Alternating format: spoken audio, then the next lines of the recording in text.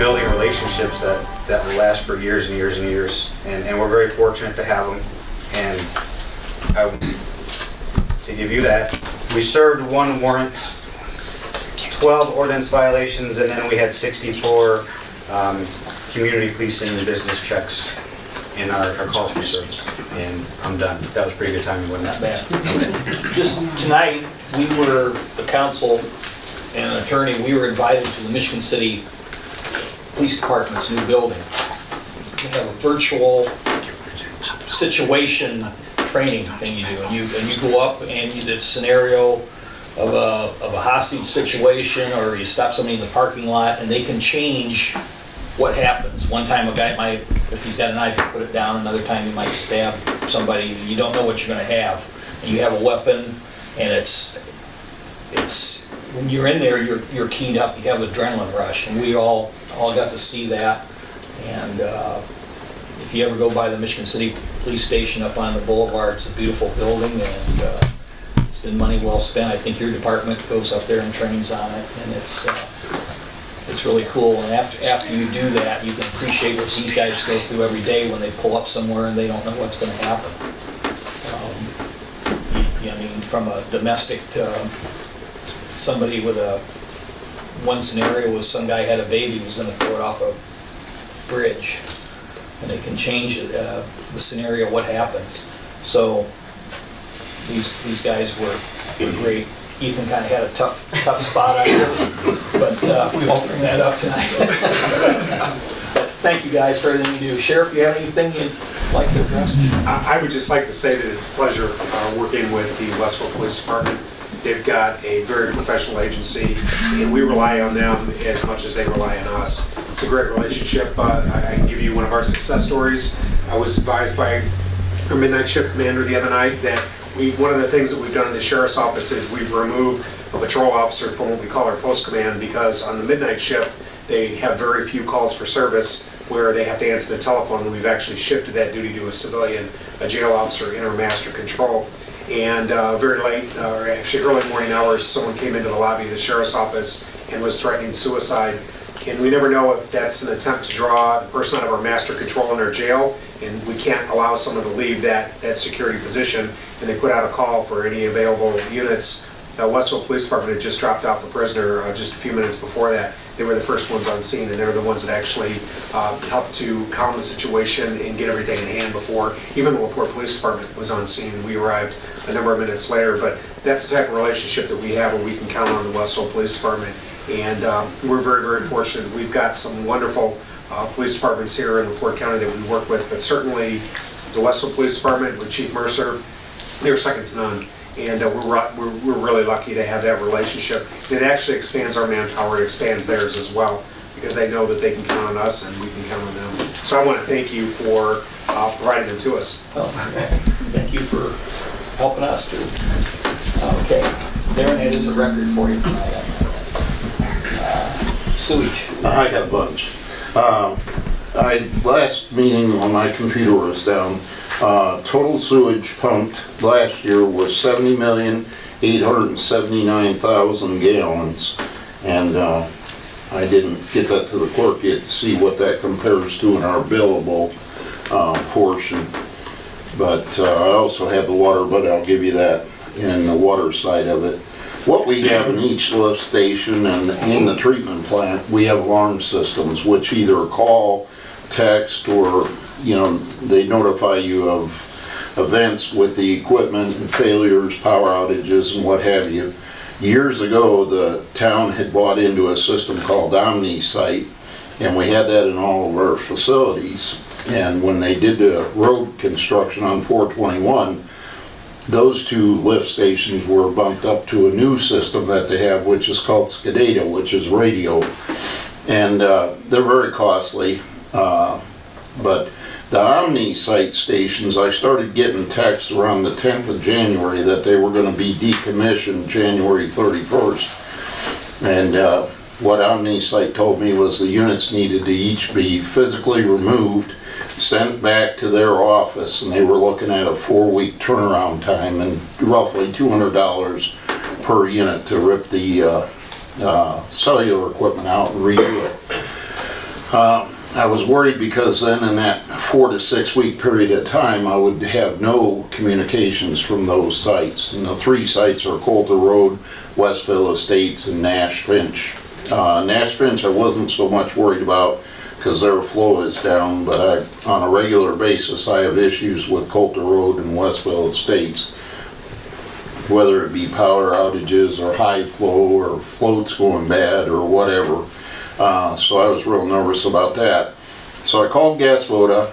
I got a quote for the 3 sites to go with the SCADA system, similar to what we went on the 2, and they told me that was $15,000 to do that.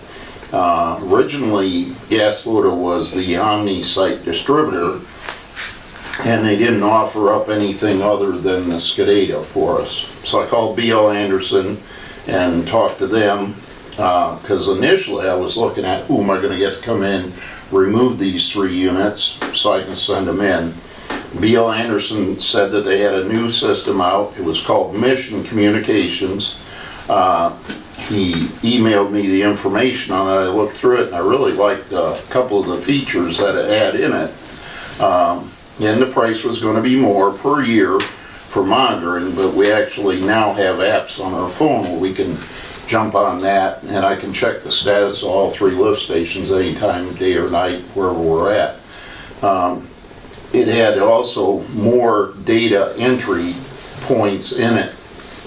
Like Coulter Road, I would get an alarm for an abnormal wet well or a power outage. That was it.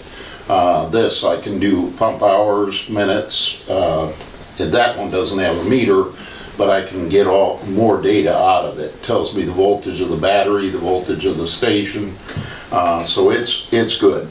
So I talked to Tom about it. Tom and I had a meeting with Mike and basically walked it through, and we were given a quote of right at with the year's membership, and the equipment was right at $4,900. Mike said that, Mike and Tom both agreed we needed to get it going so we didn't have a lot of downtime. And I went ahead and called them and they were going to run it through the meeting this time. Lo and behold, they got the units in stock and they installed them and billed us before the meeting. So I apologize for that. There was some additional charges that came in on the invoice or on separate bills, which we're trying to negotiate. According to the first email, I've got both emails they sent me, they didn't have the installation included. One of them referred to an hour per station, and then obviously when they got into them they had difficulties, so there's some issues there. So what I have here is all of that communication with Gas Voda and B.L. Anderson and a couple of flyers for the mission system, which I'm sure you guys probably won't understand, but I think have you seen it? Yeah, I didn't want to print off a bunch of those. And if there's any updates, they can do it there. Yeah. Download. Part of the higher maintenance agreement for the yearly charges, the updates and some maintenance. Dan, it actually stores. Did I give somebody one that says Ethan on it? On the top? Oh, that's on my other one. Okay. I got a special one for you.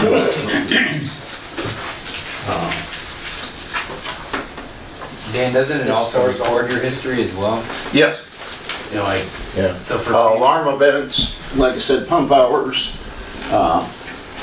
battery conditions. It's a pretty nice little system. And like I said initially, I thought, okay, 15,000, and we're looking at a little bit less than 5. But yeah, we got a yearly fee, but it's going to take 10, 11 years to absorb that yearly fee if we went with the SCADA.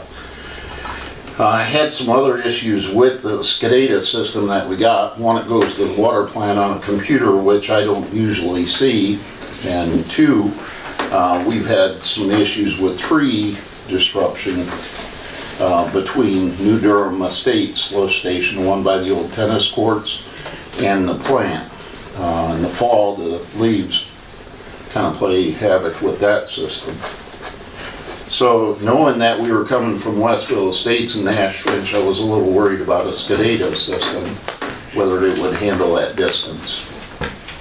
Since line of sight.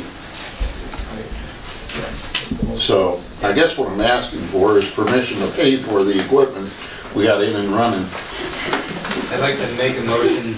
Like I said, Dan mentioned, I'm in discussions with BL Anderson about the rest, just because to get a better understanding of their labor from what their email stated originally.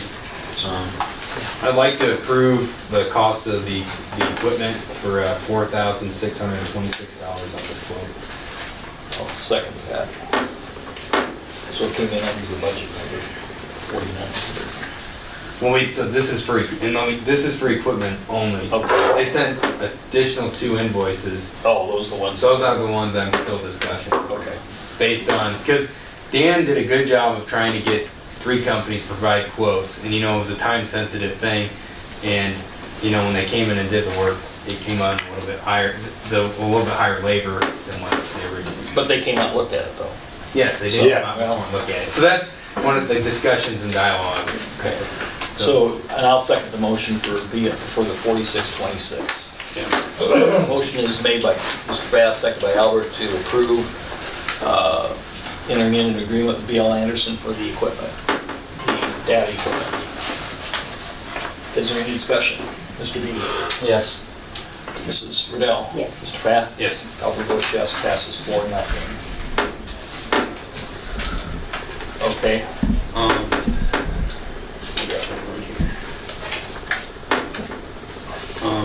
I wanted to make a motion for Dave Jeviak's pay. He's a part-time employee for currently the water department, but would like to transition him to the part-time, to his pay to come out of the sewer department in lieu of the water department, because he actually maintains the lift stations and so forth when he's on duty. So, and I'll get into in water, I'll get into new part-time employees.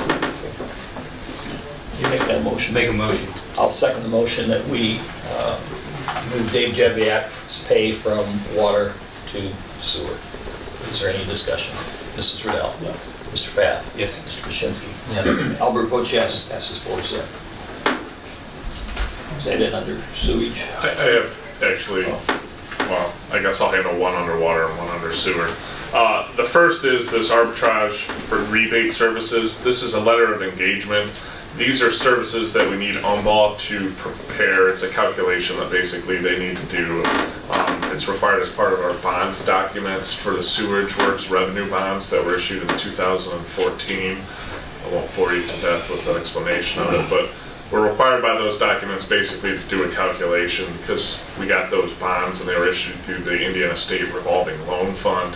There's some additional requirements on that. So this is, although we're approving this letter of engagement tonight, this work actually won't be yet performed until 2019, but we want to get it on Ball's queue. We initially got a notification from the bond trustee under the belief that this had to be done yet this spring, but in investigating it further, Lori was able to find out that we still have some time to do this, but for budgetary purposes, we want to approve the letter of engagement tonight, so at least we know that these are services that need to be rendered here in the next couple of years. I'll make a motion that we go into the letter of engagement with our arbitrage rebate services. Second that motion. Okay, motion made by Albert, seconded by Mr. Fath. Is there any discussion? Mrs. Riddell? Yes. Mr. Fath? Yes. Mr. Krasinski? Yes. Albert votes yes, passes 4-0. Water?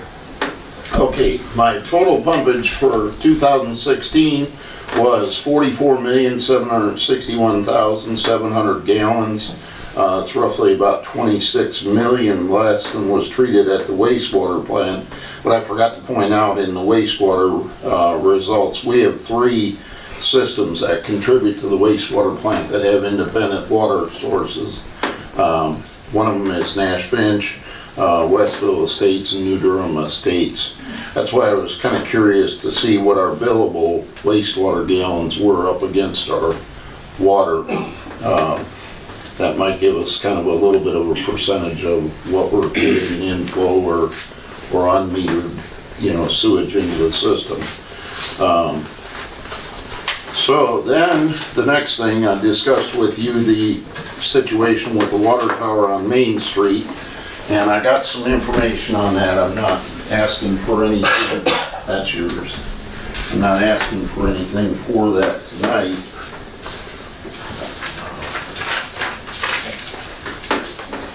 I did as I normally do, call around. I don't know how I ended up short. I think I emailed that to you today. Let's see if I have enough to go the other way.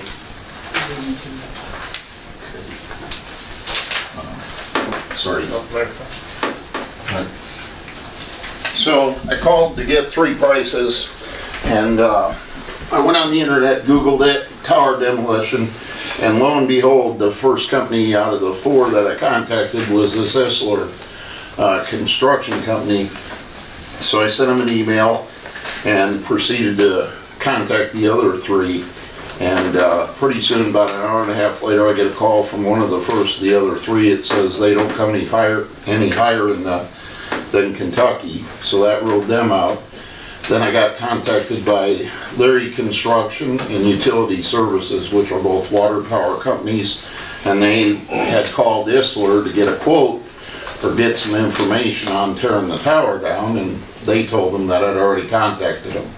So I guess we're gonna avoid the middleman and just go with the company that they were all gonna call. So that is the information from Isler. They had since sent me several emails. I had to go out and get a hold of NIPSCO and find out what the line voltage was on the poles out there and the height of the poles.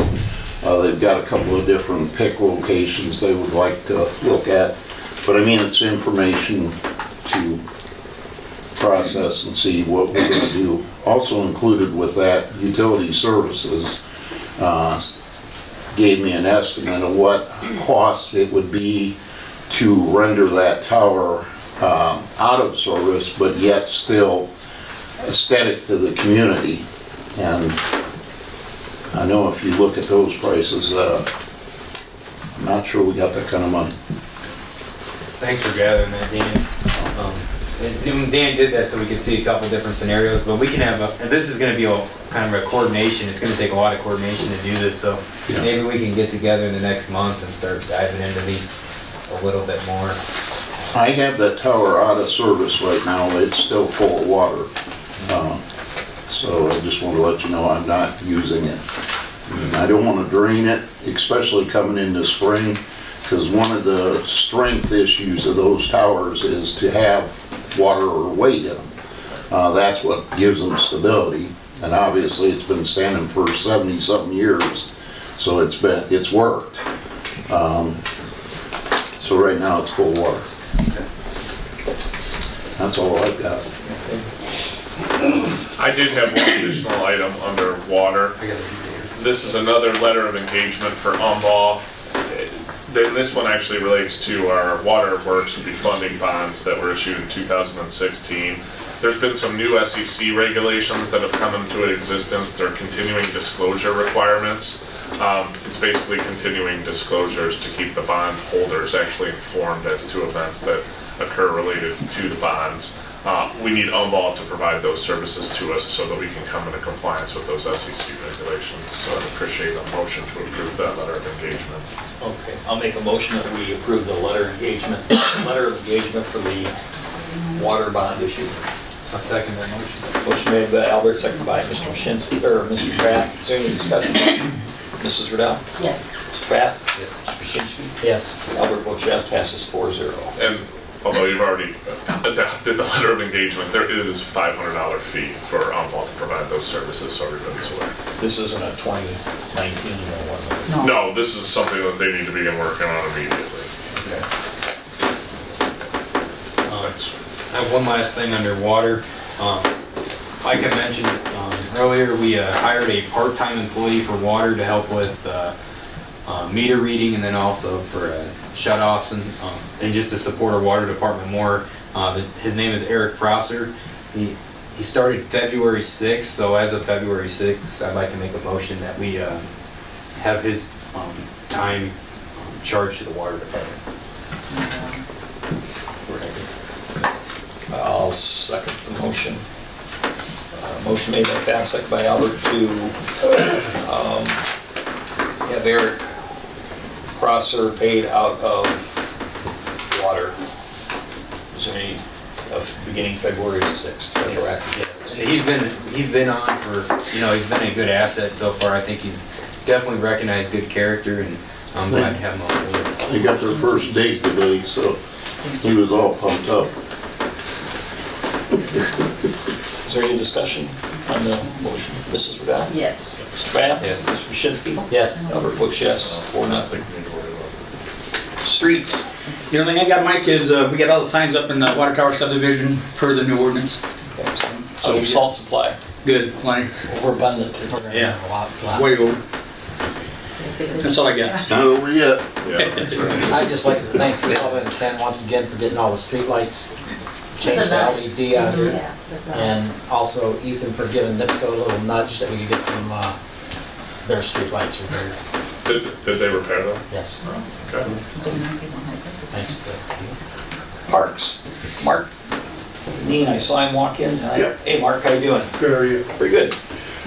I came here tonight to ask the town for permission to extend our base pass.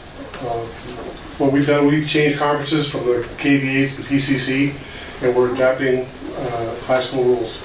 And we're trying to go from 78 foot to 90 foot base pass from home to first, and For baseball. for baseball. I talked to Bubba, he went out and measured, I went out and measured the other day. On Birchfield 1, we've got 90 feet plus 20 feet before we hit the berm. And on number 2, it's 90 feet to plus another 16 before we get there. So there won't be any work involved. Just moving a peg. Well, what we're gonna do, is we talked about it, we're gonna be putting new ones in, so we would eliminate one and move it back to 90 foot. There's one they had trouble with a softball. Okay, I can tell you Is right that one now, coming out? it's probably Birchfield 1, second base. It takes at least 3 days to find it with the beginning of the season because, with all the rain and everything being leveled out. We're gonna have to go out there and, of course, usually the people who do help us, people that are on the board, because nobody wants to be out there until they're ready to play ball. So we're gonna go out there, we're gonna redig them all up, measure them all off, try to raise them up. Everything right now is good and flat. So that's the issue we have with it. But then as the season progresses and we get more and more rain and or whatever, aggregates added to it, it's drugged, everything changes. But it's been a while since we've done anything with the basics, so. As long as everything fits, it works out for Yeah, it's all good. 9-foot base pass. We're gonna get new bases out, new pegs. What about like the home plate? Would we want to be willing to try to repair those, replace those? I went out, when I checked number 2, there was a metal bar coming out of the ground behind home plate. They do need replaced. Yeah. And Get them and they can put them in. you guys want, if you guys set them, Yeah. how much is it? I've dug them out. It's just like, it's just one big, huge piece of concrete. concrete wood. This thing's probably older than the town.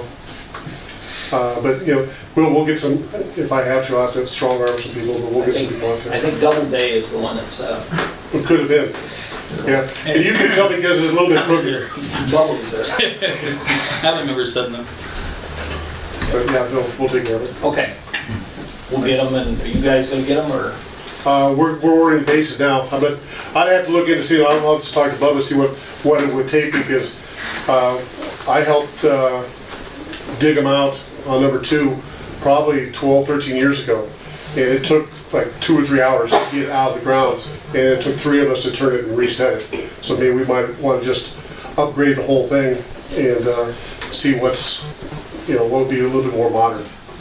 Drive some, just drive your pins so you got to cross wherever your lines are. Okay, everybody's good on that? Okay, thank you, Mark. Ordinance 2017-2, the diamond rental fees. Last fall, I guess it was, Olga brought up about changing the rental fees for the softball fields, like for tournaments and things like that. It's not for the Little League or the weekend park. It's, the park shelter would be $150 per day, and it would be a refundable deposit of $50 for cleanup. And if it didn't get cleaned up, the town would keep the refundable deposit. If it wasn't cleaned up, we have to do it. And on the softball fields, it would be $200 a day with $100 cleanup that would be refundable if it was cleaned up. If not, the money that would be deposit we would keep. And Mike, there's also cancellation language in there that, because right now I don't know that we have anything on the books that requires somebody, if they're gonna cancel their reservation, to do so. I think it's 2 weeks in 2 weeks, advance, yeah. so we can try and re-rent it if possible.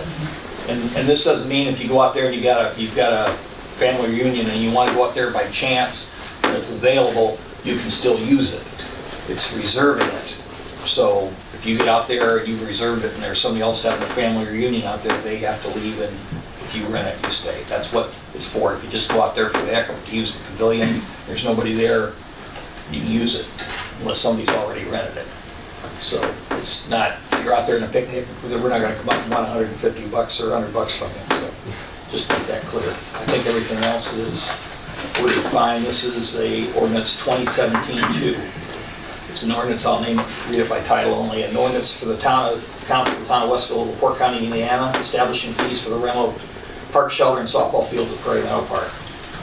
I'll make a motion that we approve ordinance 2017-2 on the first reading. Second.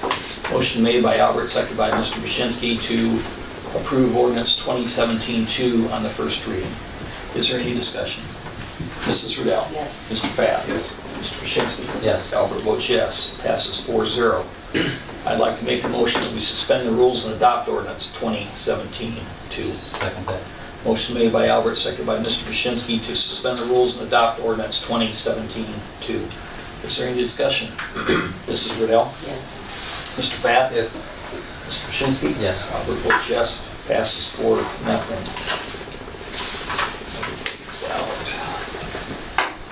Anything else on parks?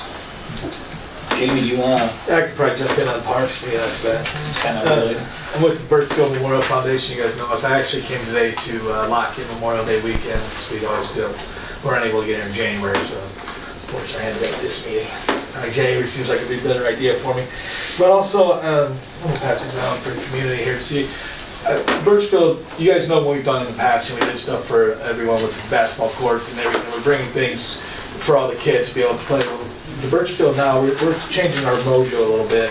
We're really wanting to accommodate our park in Westville to be more accessible for, like the special needs of our community, in all communities, to give, everyone a chance to be able to use the park, not just the kids who can play basketball or tennis or run and jump, maybe the kids who have it a little harder.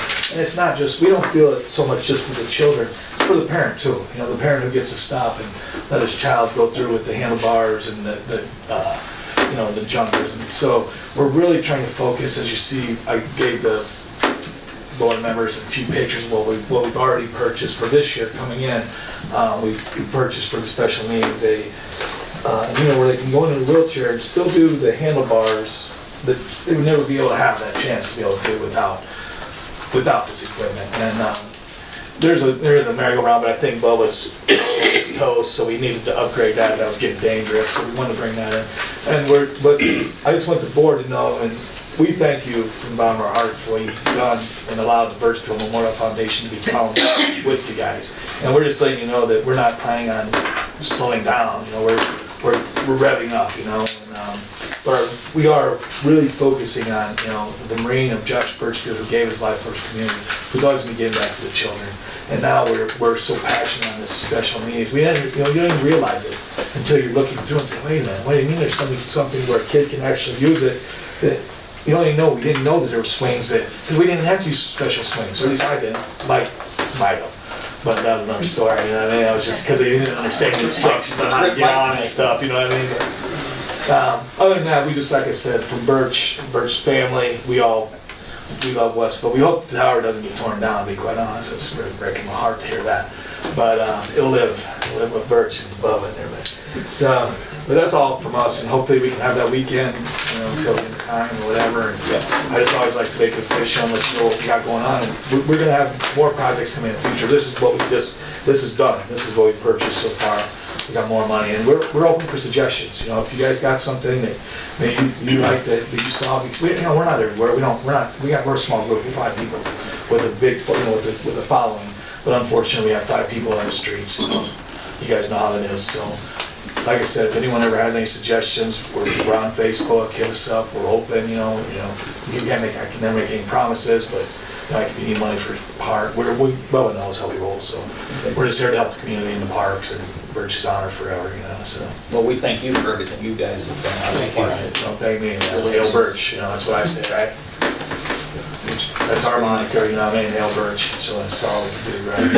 I've got a 17-year-old that uses that basketball court quite a bit. Yeah, I think it turned out pretty nice. And the addition of I like the mulch. How's that working out pretty good and keeping it, so it gives it nice. I think it looks, that's what I say, it was progress we had to work on, Just get a little piece of that. Not me, I don't care, but Birch. It looks great there. Thanks, man. We're trying hard, Mike. You know us, we're nobody. We're just kids with passions for a friend who gave everything for all of us, man. We're all Americans. Yep. Well, thank you. Good seeing you. Yeah, definitely. Good seeing you. Don't be a stranger. You can come here more than once a year. I try to come twice. Okay. I'll come back and we'll figure out anything about the bike. Fine. Or anything else on parks? Should I be now? Sure. Okay. Jenny McBride's here Yes. with her husband, the pride of Paoli, I believe. Thank you very much for always letting us, Tri-Kappa, using the park. So I'm coming with a couple dates. I would like to be able to use the park and mostly the new shelter for our flower sale, which will be on May 11th. And then the Pumpkin Fest is going to be September 29th, 30th, and October 1st. So I'm hoping for great weather. Usually when it's in September, it's been better, so I'm hoping there'll be no problems, and I appreciate everything you did for us after last year. I know it was a mess. Well, you need to talk to the people that want to talk, because Scarecrow Fest, it's always 75 or 80 degrees I know. and sunny, so. Every now and then they have a bad one, Yeah. but I think then next year we should be totally September, and that is always gold when that happens. So we're waiting for that one. We got the South 30 down there, man. Does, You guys can't have it all. Does anybody have any objections to letting the Tri-Kappa use the pavilion on the 11th of May for the flower sale, and September 29, 30, and 31, or October 1? I don't know why I wrote 31, for the Pumpkin Fest. Any objections? Okay. You will get with Marshall and Bubba. Oh, yes, yes. Yeah. I have someone new in charge of security, so she'll be in touch with you. Hopefully we'll have some better ideas for parking too. She's kind of more of a go-getter and has some great ideas. Not that it was bad in the past, Oh, but yeah, it's I better. was gonna say, you're throwing your, yeah, man. Oh, exactly. It's not what have you done for me, what Sorry have you that done the for me sheriff lately, left already, but I have what his number, I'll call him. Okay, thank you for coming. Good seeing you, both of you. Yeah, Inventory, under miscellaneous finance, we don't really have anything coming up or anything. Inventory process, in accordance with the internal controls through the state and requirements we have, we're going to be implementing an inventory process soon where assets are numbered. Cities do it, state of Indiana does it, and it's part of our internal controls on our requirements. Personnel handbook, kind of get everybody up to speed on that. Lori and Regina and I have spent quite a bit of time down here going over an upgrade for the personnel handbook. And some things that we're working on and putting in there are pertain to drug tests, which are going to be required through different agencies. Also, annual driver's license checks for employees and background checks for new hires or some of the things. And hopefully we'll have a copy for everybody by the March meeting where everybody look over and we can approve it. We just thought we got something and then something else came up. So we've spent quite a few hours on it. Yeah, there's several things that's being addressed too that I think is going to make it easier for the employees. There's going to be some additional benefits. I mean, it's not written in stone until the attorney looks at it, but we're waiting. Just don't hit it with pepper spray. Pull out your pepper spray. We'll never live that. That was the training, that involved the training today at the Michigan City Police. There was a pepper spray incident, not a real one, it's a scenario. May have been a little quick with the trigger, but Mike won't let me live that down anytime soon, I imagine. You guys don't look like raccoons. No. Any other miscellaneous citizens' comments? I'd like to speak up. Yes, sir.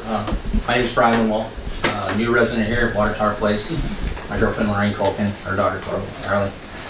We just moved in November, and we recently learned about your parking ordinance. I'm not here to beat the parking ordinance up. I support everything you guys are doing. There is some concerns of ours, though, and I guess this is the place to voice it. Now with the no parking from Wynn to Loop, we feel very concerned about the sidewalks being blocked and pedestrian passing out in the street. There's no lighting at night from Chandler to Wynn. It's very dark, so something maybe you guys can plan. We are working with NIPSCO on Okay. pricing for lights. Great. Huge concern of ours is, since the street is now bare of cars, the speeds have increased considerably. And you guys live there, if you see it or not. Well, it's gotta be a lot better for drag racing. I There's no cars in the way, right? mean, I would encourage officers to go out there. Am I right or not? I mean, it's crazy. Okay. My opinion, crazy. Speed limit's 20, You're a mess. I can see what 30 and 40 is. I mean, 40's pushing it, I'm not saying anybody's doing 40. Right. But it's extremely fast. Okay. It's TV, man. Where do you, We're the 100 John Allen. right next to the two duplexes? Yes, we're the, yep. Okay, So there's gonna be a total of 7 driveways there by the time it's all done for the cars. okay, And it's dark. okay. Beyond that, I have no problem parking. Our parking situation alters and changes as she stays. I think in the future, as that all gets built up, the town should maybe look at maybe redirecting the path of the traffic flow. Why I say that is, I guess there's concern at Casey's for a light now, is that correct? Didn't we get something in the mail?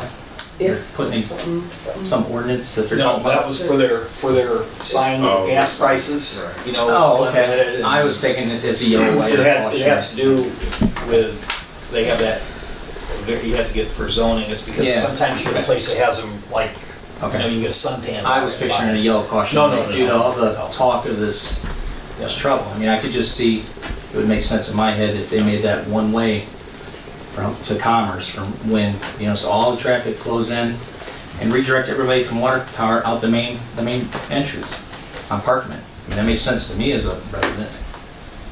A lot less congestion right there at the stop sign. But something to look at. I mean, throwing it up as an idea. Appreciate you coming. Well, I'd like to Coming say over. something too. Yes, ma'am. I would have never bought that house there knowing that there's no parking. I mean, there's nowhere for, if I have people over to park unless I call to get a permit, which I think is ridiculous, on either side of the blocks. That's how the builder gets them, man. They don't have to I would have disclose. never bought there, and I didn't even to try to sell the house When, now. it's when gonna that, be when that subdivision was designed, it was designed for everyone to park off-street.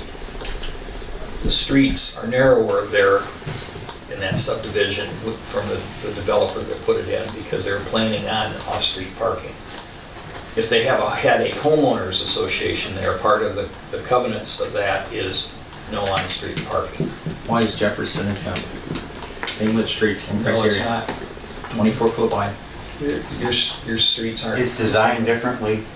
The water tower is unique in that everything is on one side of the street. All your mailboxes and everything are on one side of the street. When you divide up the rest of town and you look at the rest of town, especially the old part of town where there's no curbs, people have taken the right of way and parked on it. and they manage themselves because they know they can't block a mailbox, they know they can't block a driveway, so people have been, I guess, sort of policing themselves in the other neighborhoods, and the driveways are larger, it seems, in like Fieldstone and other areas. I don't know why Water Tower was built with such small driveways, but it was. I don't think they're as long.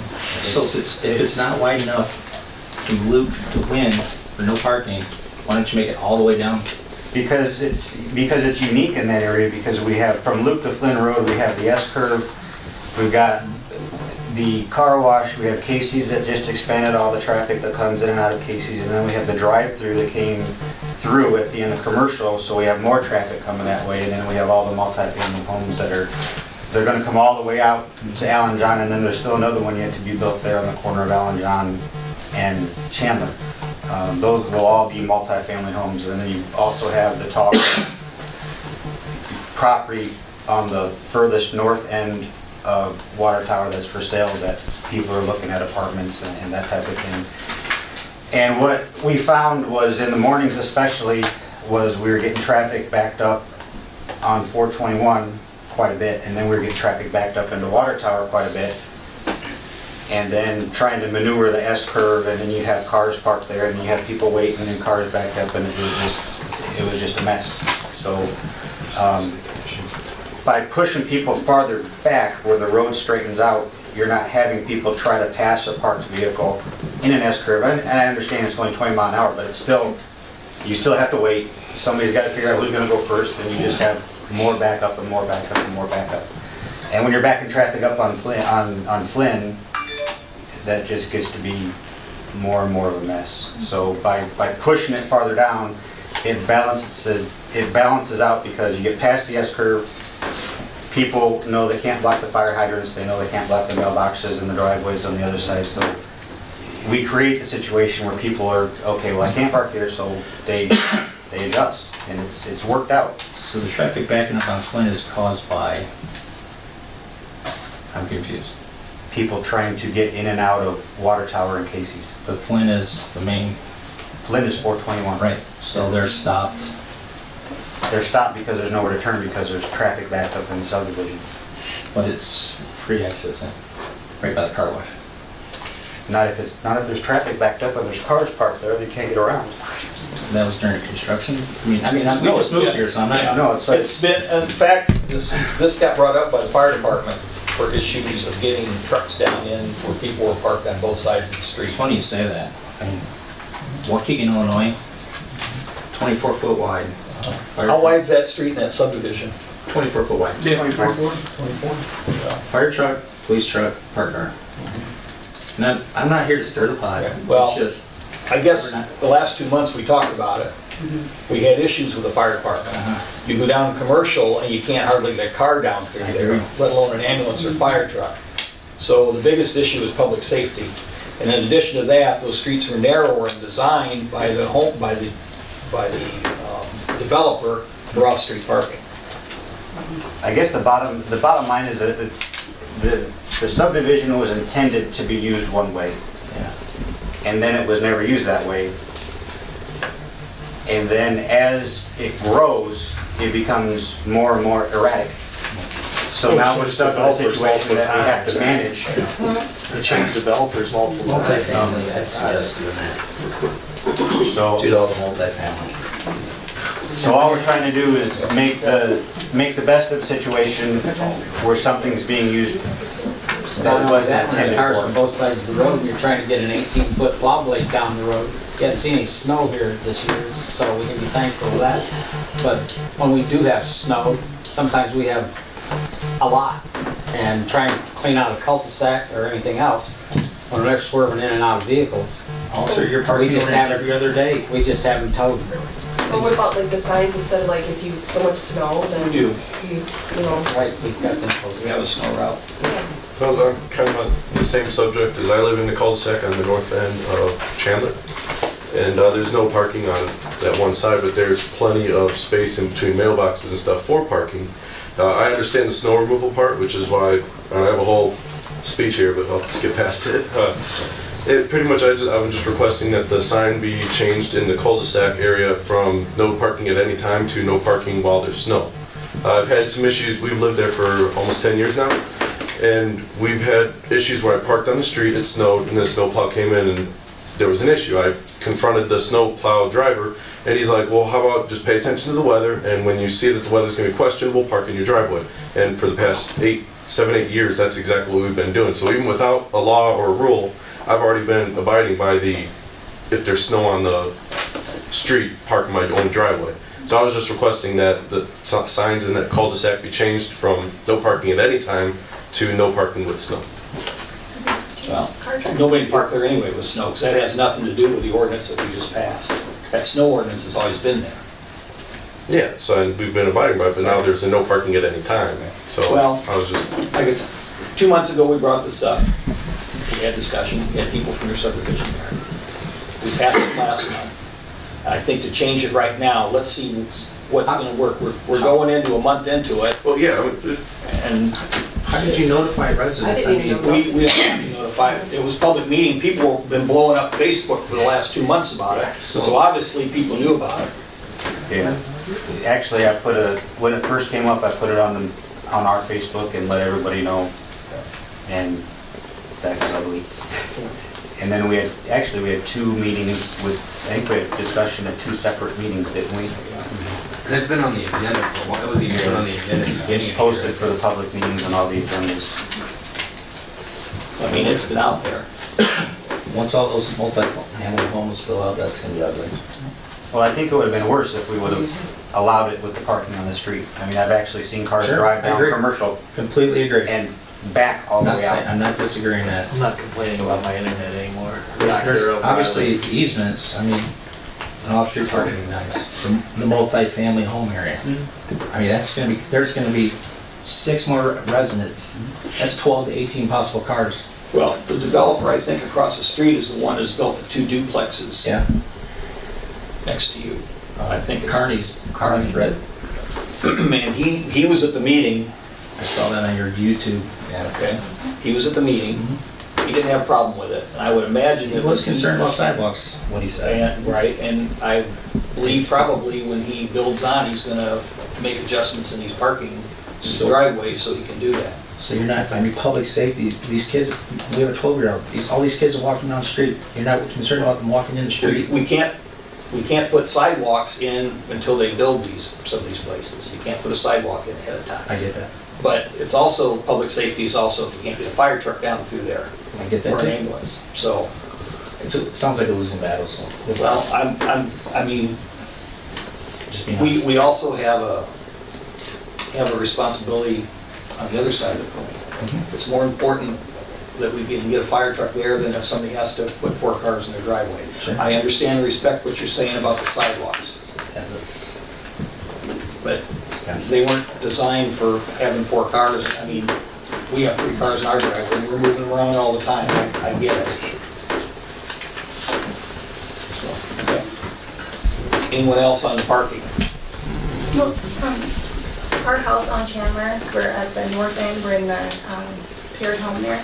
Our driveway is only a 2-car driveway, which makes it very difficult to maneuver 3 cars at once. That's why we park right in the cul-de-sac. Our 3rd car has always parked there. So it's very difficult to go across the street when, I mean, it's a pretty good distance with, bouncing cars back and forth, back and forth. So that's why we had asked to see, and we've never had an issue there.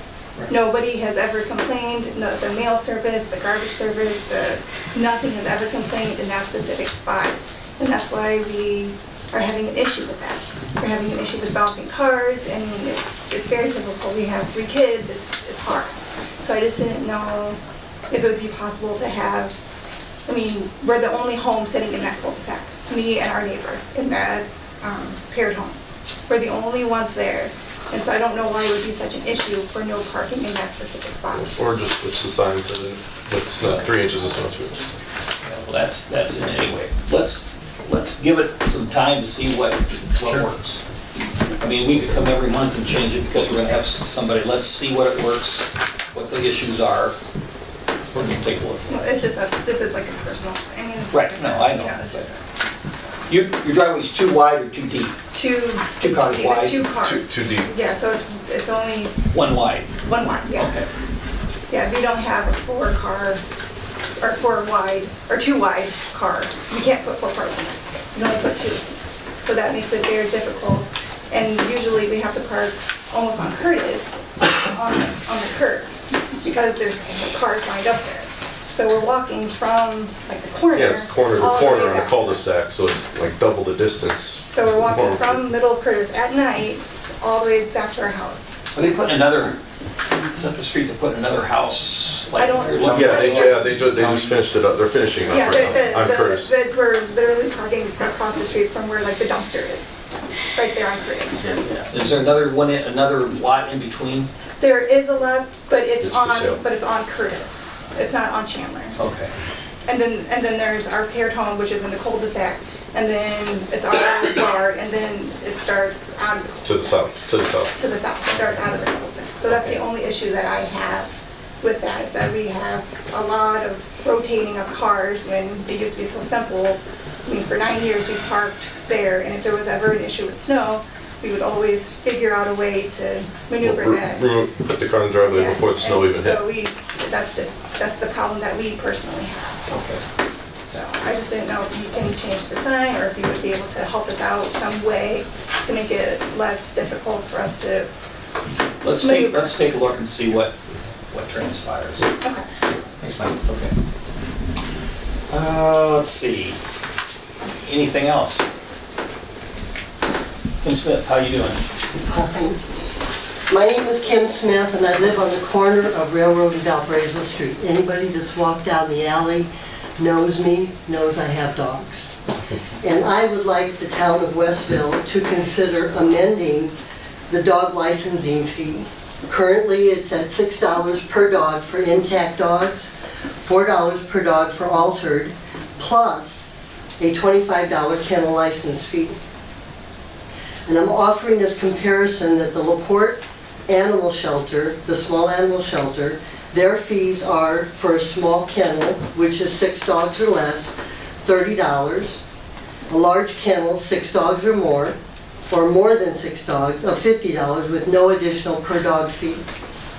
I'm also offering as comparison the State of Indiana memorandum dated June 2006 that replaced the dog tax that was previously reported on your personal property tax return. The maximum amount of dog tax is set at not to exceed $5 per dog. The maximum amount of dog tax per year for a kennel as equal to or the lesser of 6 or more dogs, $50.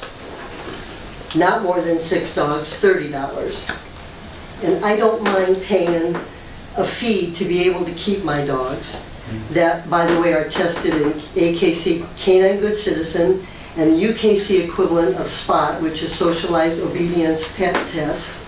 And all of my dogs have titles in performance and confirmation. But I also ask that you keep the fees within reason to allow senior citizens like myself to be able to keep our companions and protectors. Thank you for your time. And you have a kennel license because you have... I have 7 dogs. 7 dogs. Kim, how much, this time when you paid? I paid $63. Which was $13 more than what you would have paid with the county in comparison? Yes. I think that's, Kim, last year, Kim, and she takes such good care of her dogs down here. She has awesome animals. Shelby's. Yeah. Or they used to be. They still are. She got hit twice last year. She went to LaPorte County and she went to register with LaPorte County, and they just took her money and didn't bother to tell her that she should probably check with her town.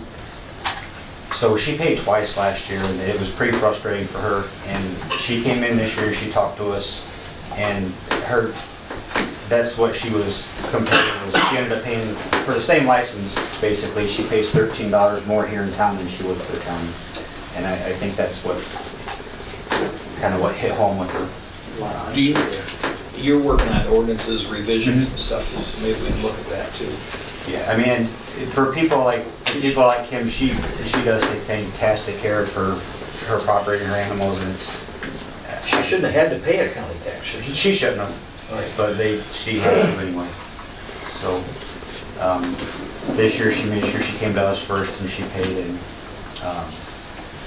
it just kind of struck her as odd that it was more expensive than it was with LaPorte County. We'll look, he's looking at some ordinances to revise and out, so Thank you. we'll put that on the list. It- Anything else? We've got parking, we've got dogs, we've got merry-go-rounds, we've got These merry-go-rounds are positive. gentlemen in the back. Hi, I'm Nathan Schrock. I'm a deacon at Crossroads Baptist Church in Wanata. Hopefully this is not an issue. Our congregation and our leadership has recently been looking at ways we can serve or better serve communities that our members and attendees live and work in. We had a couple of brainstorming sessions where we're trying to figure out what the community might need.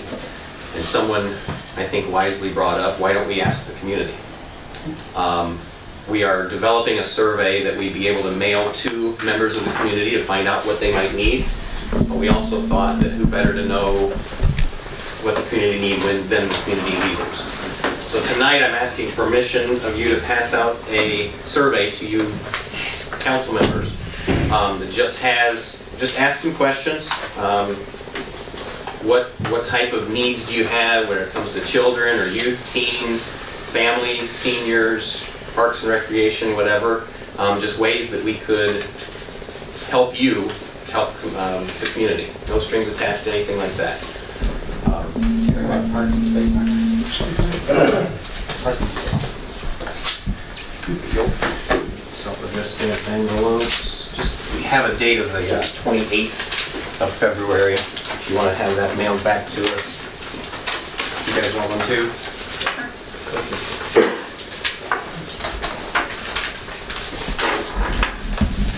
I know it's kind of spur of the moment. We don't expect you to have ideas right away or anything like that. That's why we came up with some that we may be able to write down, send it in.